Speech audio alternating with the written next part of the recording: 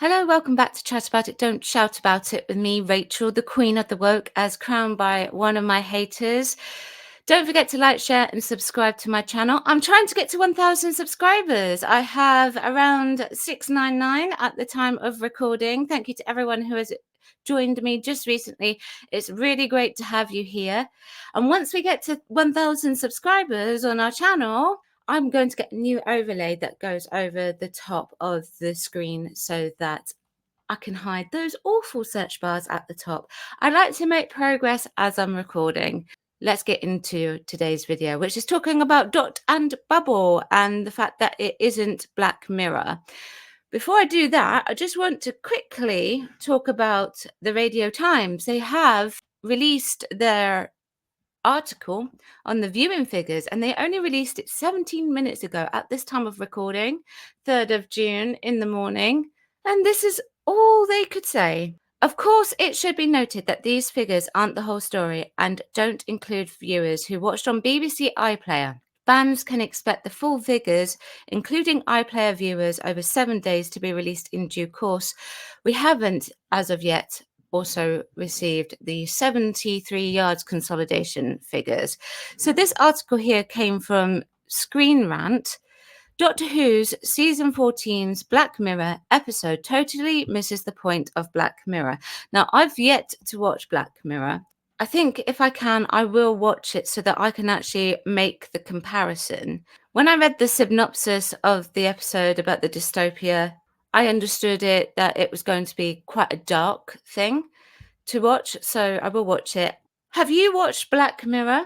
Have you watched this episode of Doctor Who? If you have, can you please comment below and let me know if you think that it is definitely a Black Mirror style episode or if it just scrapes the surface or something like that. Doctor Who, Season 14, Episode 5, Dot and Bubble, feels very much like a take on Charlie Brooker's Black Mirror, but RTD falls short of replicating the formula of sci-fi anthology show.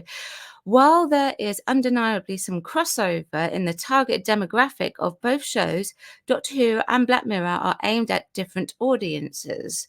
However, Davis still manages to pay a semi-convincing tribute to the Netflix show during the second Dr. Light episode in a row of Ncuti Gatwa's debut season.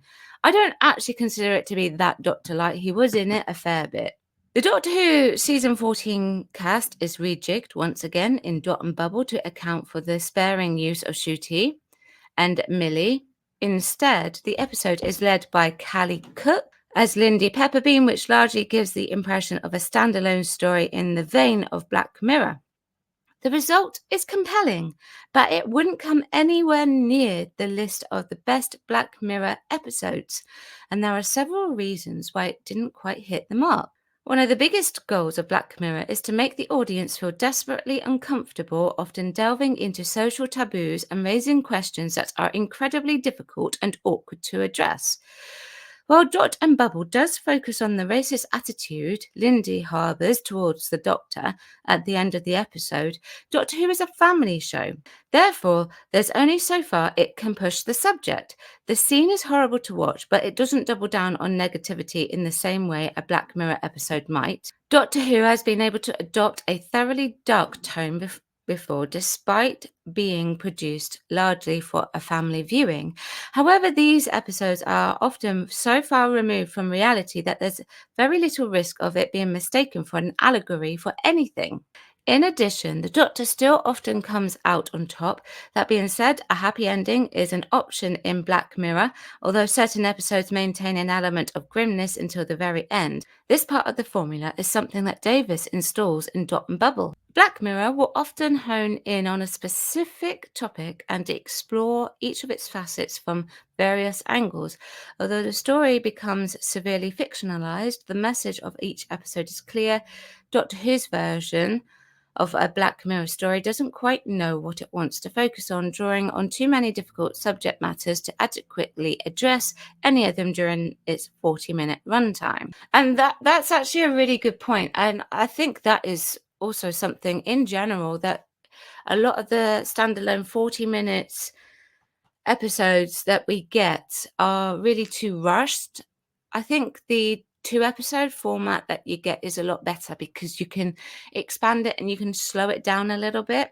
As well as highlighting the racism suffered by the Doctor, Dot and Bubble attempts to provide a social commentary on elitism by having a community of those who come from wealth, as well as the dangers of AI by making the monsters invisible to the bubbles, then also making a point about being overly reliant on social media technology in general. The messages become very mixed, burying one another and making it difficult.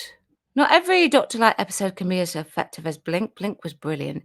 A Dr. Light episode is when the Time Lord barely features in the installment. While the necessity has resulted in some truly terrific episodes of Doctor Who, Dot and Bubble represents the group of Dr. Light episodes that would have benefited from a larger dose of the show's lead actor. The presence of a character like the Doctor can solve weak scripts or other issues, so omitting him means every remaining aspect needs to be airtight. Perhaps the most successful Doctor Light story, Doctor Who Season 3, Episode 10, Blink, with its solid structure, telling the story of Sally Sparrow and the Weeping Angels. However, in the season before, Love and Monsters remains as evidence that the format can easily fall flat. Dot and Bubble isn't the worst Doctor Light Black Mirror episode, but its weakness highlights the ongoing risk of penning a Doctor Who script without the show's hero. What do you think of that? Was Dot and Bubble like a Black Mirror episode, or was it just touching the surface? What do you think? Let me know in the comments below. Chat about it, don't shout about it. If you like this video, hit the like button. If you would like to subscribe, please do go ahead and subscribe. It would be great to get to 1,000 followers. I've been doing this channel coming up a year in July, so it would be great if we could hit it by then. But if we don't, we don't. Thank you very much for watching, and I'll see you in the next video. Bye-bye.